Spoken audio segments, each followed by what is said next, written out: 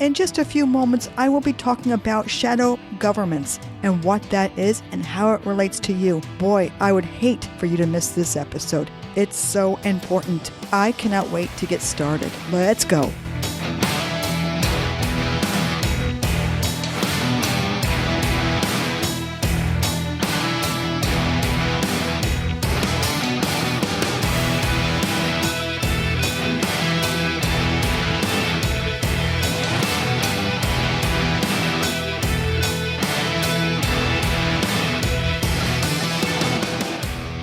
Hey, this is Stephanie, and this is Truth Detective.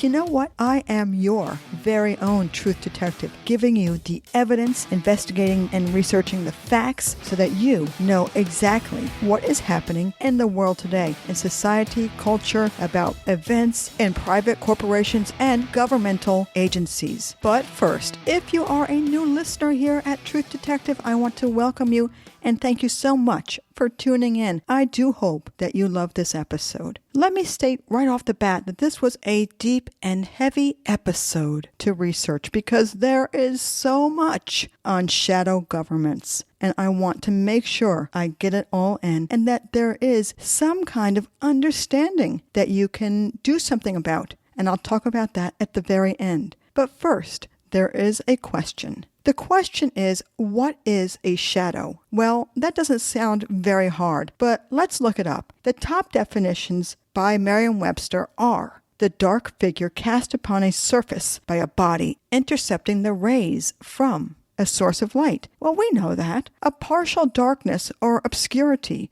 within a part of space from which rays from a source of light are cut off by an interposed opaque body. Yep, that's true too. An inseparable companion or follower, one such as a spy or detective who shadows someone. To follow, especially secretly. Of or relating to or resembling a shadow cabinet, related to government perhaps, like a shadow minister of defense. So as we think about all these definitions I just gave you on the list, the further down on the list, the more sinister those definitions became, the darker they are. But despite that, simply put, we all see our shadow if the sun is hitting our bodies in a certain direction. A shadow is a replication of us, but not our real body in the flesh. Oh no. And so now I must ask you, what is a shadow government? We can and do have shadow governments working very hard behind the scenes. We can use the definition of shadow to also partly define a shadow government. Well, according to this belief, the officially elected government is subservient to the shadow government, which is the true executive power. In the Tampa Bay Times, April 28, 1993, an article entitled "Light is Cast on Shadow Government" by Thomas Churchill Dunn.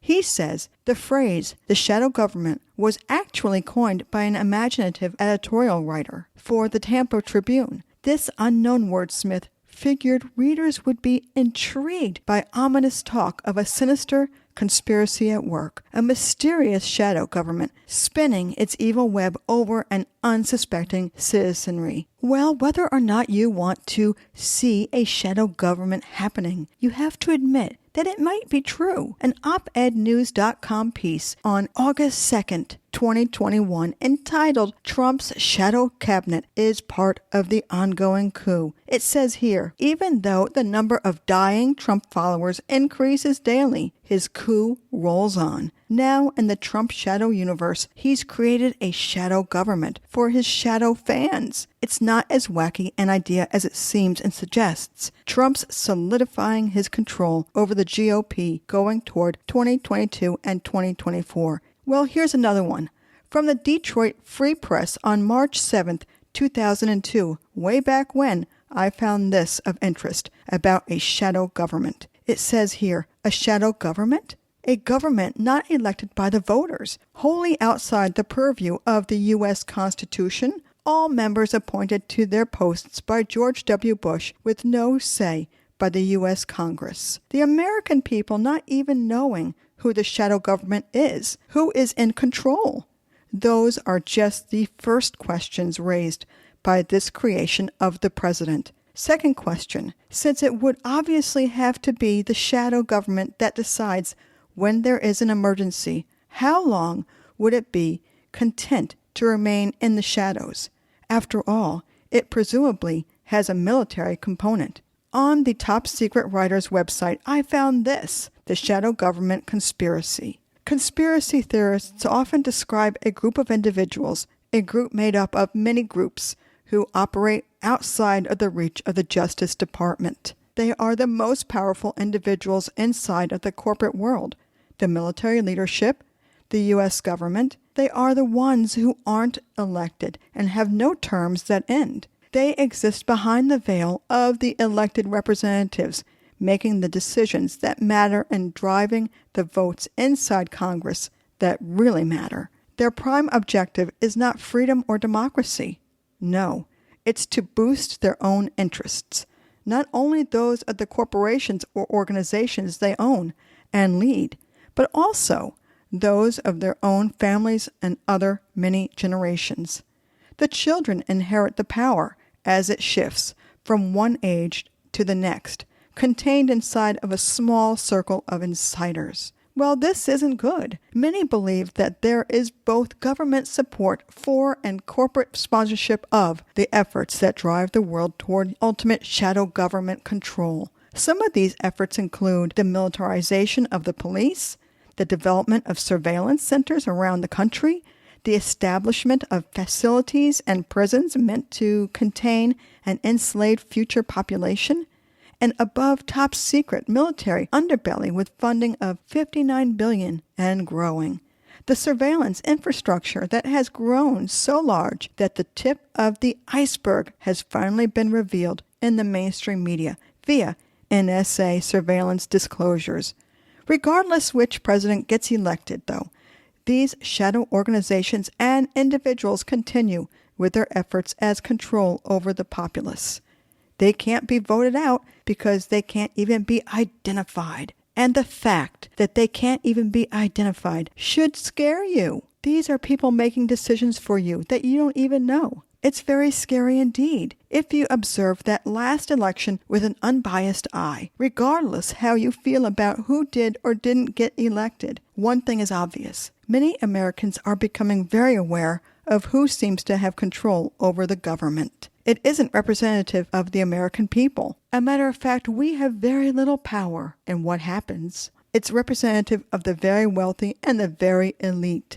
Laws that are supposed to help the American people to provide for protections of liberty and basic human rights are instead created to help corporate interests.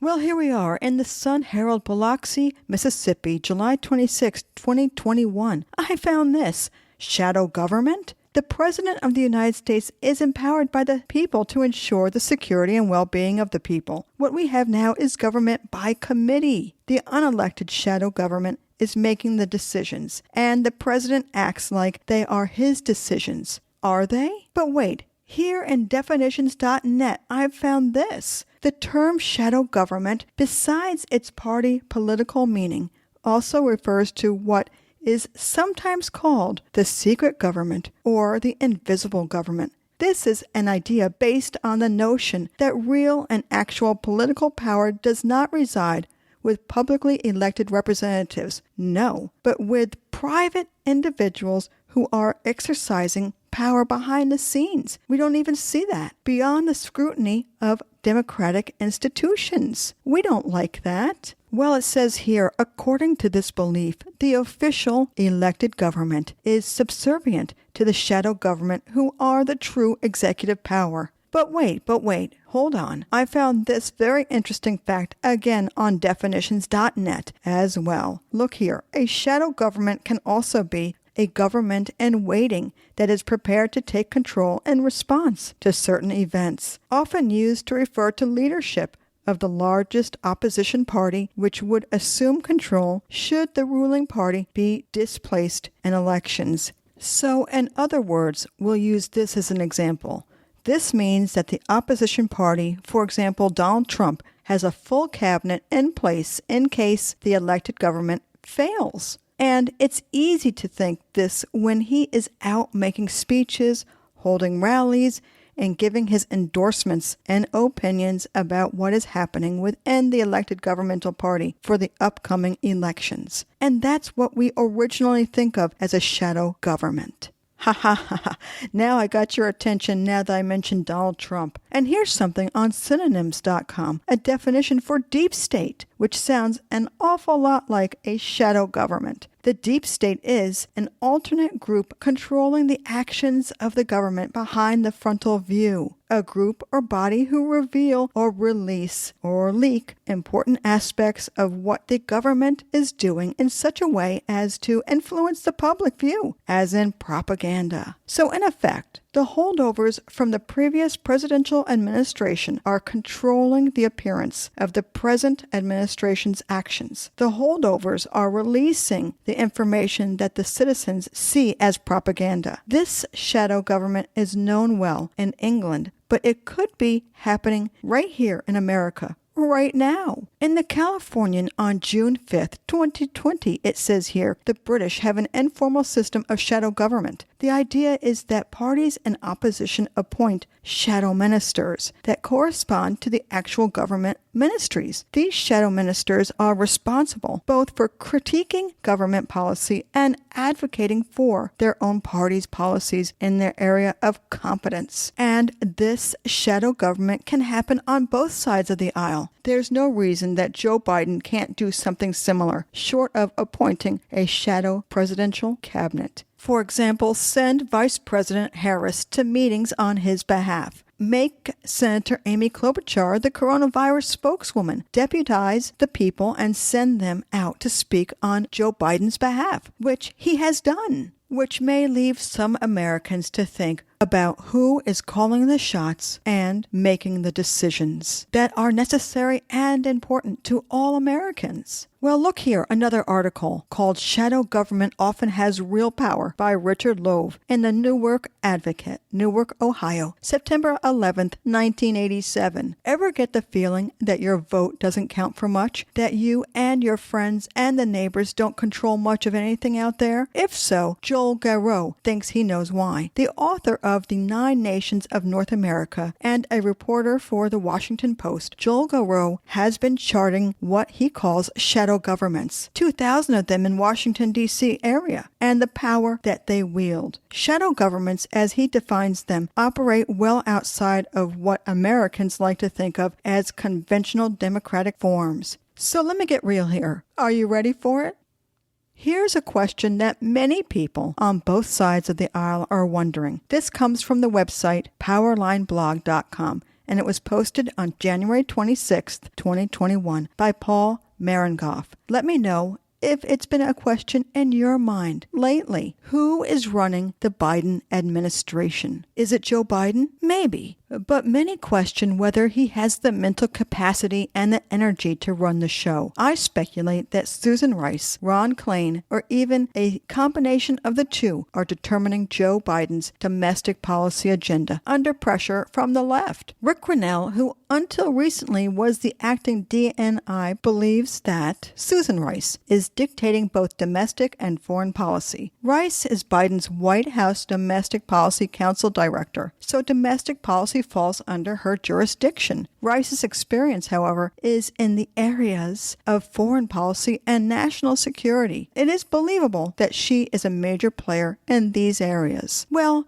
this is all good information to keep in mind and have. But whoa, hang on there. There's this I found on marker.medium.com regarding a shadow government. It's entitled, Big Tech is Now a Shadow Government. 24 hours after a failed coup, and they're referring to January 6th, the lead story on Twitter is Elon Musk becoming the wealthiest man in the world. A shadow government is interesting, an interesting prospect, especially when you discover who really is hiding and covering up what has and is really happening in our government. It goes on to say, as our institutions have retreated, private capital has emerged as a shadow government. Banks command our economy, the shareholder class commands the politicians, and big tech reigns over it all. Our idolatry of innovators equates wealth with virtue and does not hold the innovator class or their firms to the same standards as old economy firms or the general population.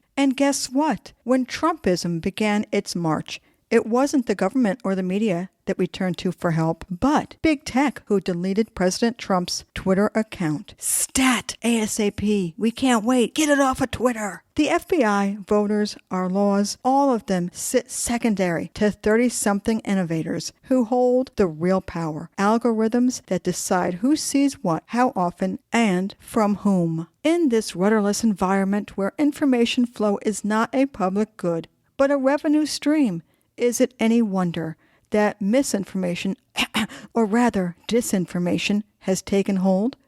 Before I go further with my investigation, and in case you may not know this, in the United States, we are not allowed to have unelected officials running our elections or government, and this includes the big tech organizations. If there is any question that big tech is our new government, then register that these are the only entities whose actions seem to have a meaningful impact, or what we view as meaningful. Which has had more impact? Futile discussions about the 25th Amendment, or Facebook and Twitter suspending President Trump's account, and Shopify closing MAGA stores? Applaud these actions if you like, but accountability for sedition should not be meted out by private companies, or in this case of Shopify, which is a foreign company selling Trump and MAGA products. We should not be pandering to CEOs to save the nation they demonstrate no regard for. Well, this is quite interesting. On citizensoftheamericanrepublic.org on March 11th, 2021, I found this article, Exposed: How Zuckerberg Created a Shadow Government to Steal the Election. A new Wisconsin report exposes how Mark Zuckerberg ran a shadow government to help steal the election for Joe Biden. A billionaire, Zuckerberg, was invited into the counting room and Americans were kicked out, says Phil Klein, director of the Amistad Project of the Thomas More Society. Klein continues to say the millions from Zuckerberg and the left exceeded the federal government funding for the election. Local governments used the private money to pay off judges and to turn out the vote in Democrat areas. Zuckerberg spent $47 per voter in these urban centers. In rural areas, government elections funding amounted to just $4 per vote. On the choiceclips.whatfinger.com website, here's this about a shadow government on the Lou Dobbs Twitter account,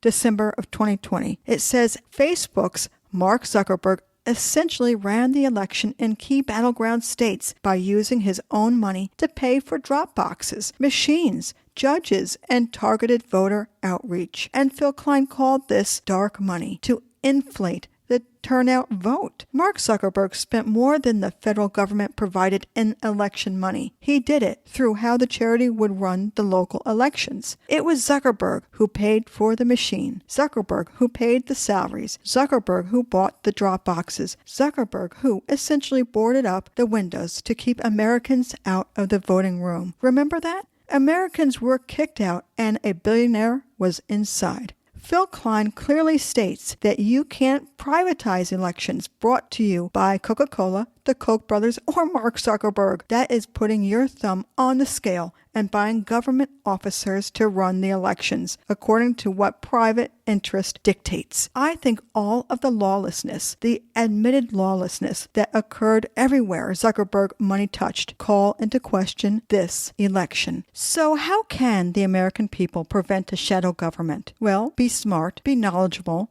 understand and stand up when you see something that doesn't seem right. That's a great start. But it's sad. The shadow government, deep state, parallel economy, whatever you want to call it, is well entrenched in world history. No matter who you vote for and who you think will do best for the country, there is the man behind the curtain calling the shots. Don't doubt this. Do you remember the Wizard of Oz, the man behind the curtain? The man behind the curtain. The Wizard of Oz. How can we forget? It's just a small man behind a curtain that is dictating what is going to happen in The Wizard of Oz. Just a man in the shadows that we don't even know about. Hey, sidebar here. If you haven't seen The Wizard of Oz, you should watch it. It's very telling, and you'll learn a lot about what I am talking about in this episode. There seems very little we can do as American citizens about this. On the website humansarefree.com, love that name, there is an article entitled America's Secret Government, Unaffected by Elections, Beyond the Reach of the Law by John Whitehead. It makes some interesting points. We all know that outwardly we have a constitutional government, but the important point to remember about this secret government group is not its ideology, but its organization. It operates secretly, silently, continuously to transform our government. This group is answerable neither to the president, the Congress, nor the courts.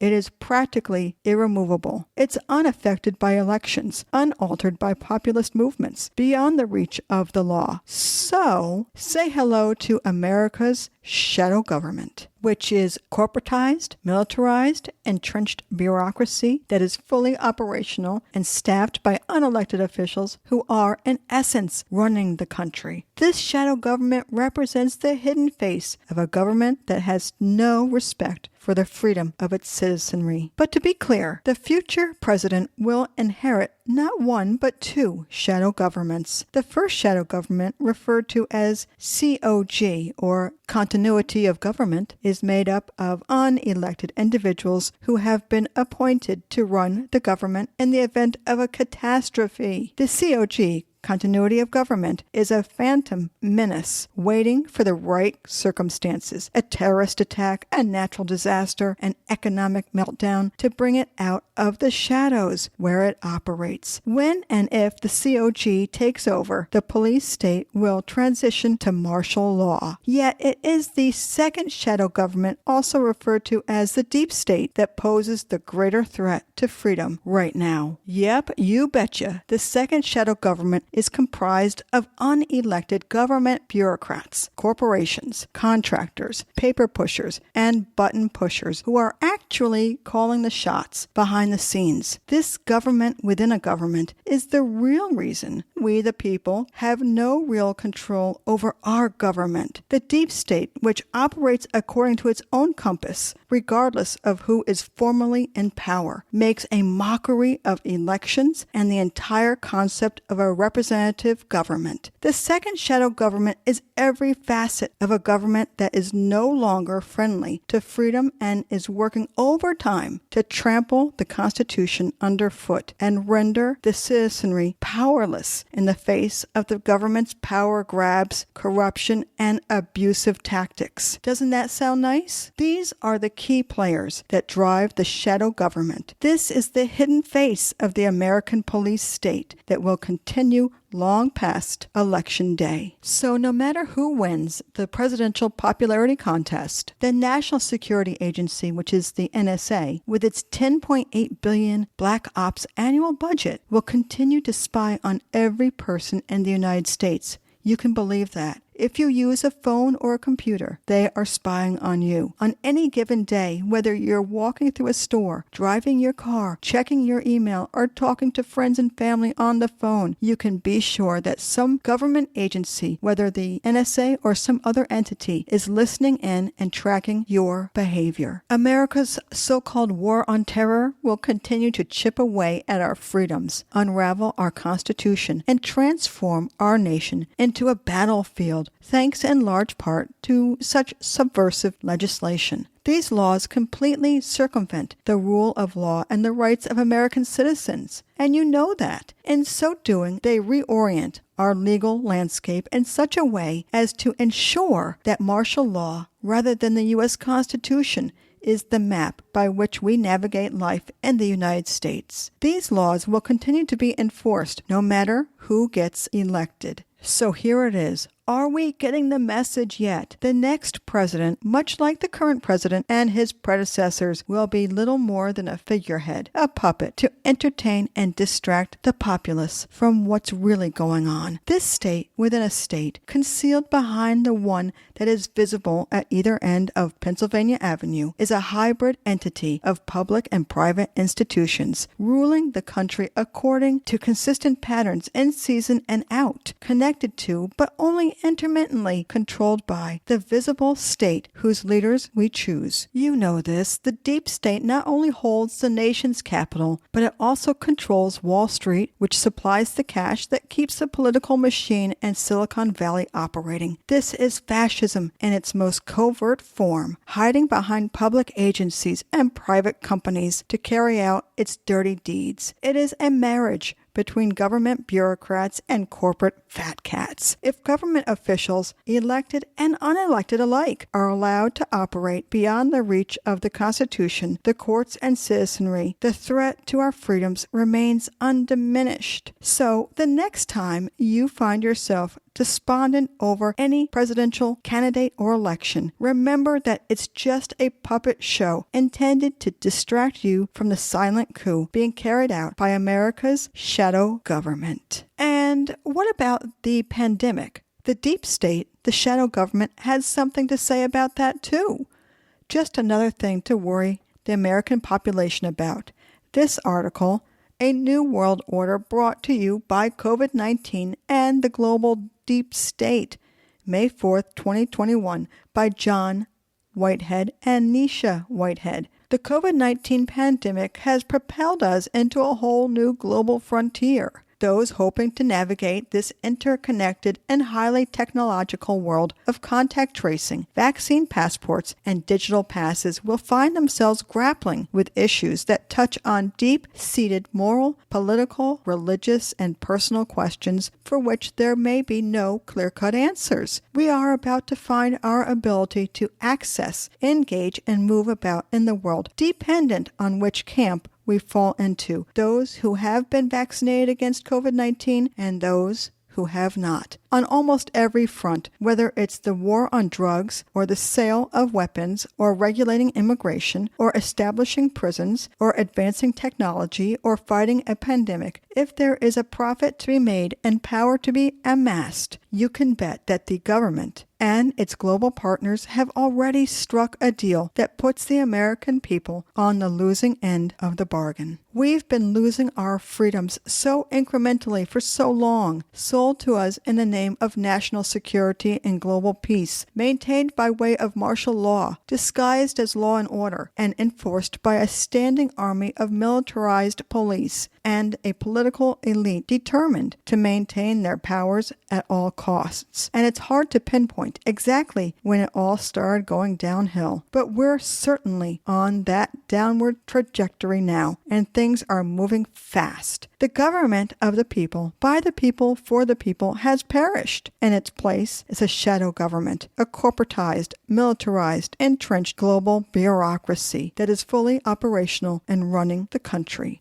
Golly gee, after this episode, I need a hug. I'll tell you, it was a heavy episode, and I appreciate you staying to the end. There is so much information on the American shadow government to learn, study, and research, and to question everything. So, what do we Americans do about this seemingly doomed secret shadow government? Here are my call to actions for this week. Research and find out all you can about the government. Find out how you can get involved with a local Republican or Democratic chapter or group in your neighborhood. The shadow government is happening all over in both political parties. Call your congressman or congresswoman when you see changes that need to be made. These calls do matter. You do not work for them. They work for you. Share what you have learned with both like-minded people and people who might have opposing views. Read the full articles I have quoted here. They will be in the show notes. They are chock full of information. The more you know, the more you know. Plan to vote in both the 2022 election and the 2024 election, but find out what and who you are voting for, and if the policies are in line with your thoughts and opinions. And if you are so inclined, get off of social media. Get off of Twitter in particular. Get off Facebook and go out and breathe the fresh air. Think great thoughts and stop dreading and thinking about the government, even the shadow government, for just a few moments. Despite there seeming to be no answer to the shadow government, if enough Americans stand up, there can be incremental differences made. Hey, it's great to do research and ask questions about everything, but at some point, put down that tablet, put down that phone, and get away from your computer. There is a whole life in front of you. We need not watch the news or listen to the news 24/7 to understand what's going on around us. Last week, I gave you a word that I will use in a future episode. Technocracy. Well, technocracy is a system of government in which a decision maker or makers are elected by the population or appointed based on their expertise in each area of responsibility, particularly regarding scientific or technical knowledge. An official who is labeled as a technocrat may not possess the political savvy or charisma that is typically expected of an elected politician. Instead, a technocrat may demonstrate more pragmatic and data-oriented problem-solving skills in the policy arena.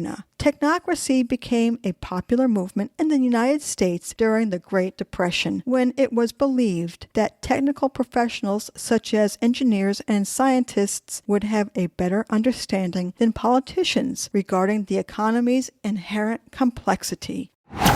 I want to leave you with a quote for this week's episode. My quote comes from the great Thomas Sowell. Any politician who can be elected only by turning Americans against other Americans is too dangerous to be elected. If you have enjoyed this episode of Truth Detective, that's great, and I love that. You can email me at truthdetectivepodcast@gmail.com with questions, suggestions, or possible topics. Go to truthdetectivepodcast.com to get to my episodes, my show notes, and guess what? There's a little bio on me if you're wondering what I'm all about. Subscribe and follow to get the notifications of when Truth Detective comes out. And that is so cool. What is cooler than that? I hope that you enjoyed this episode on our shadow government, and I will see you next time on Truth Detective. Okay, bye-bye.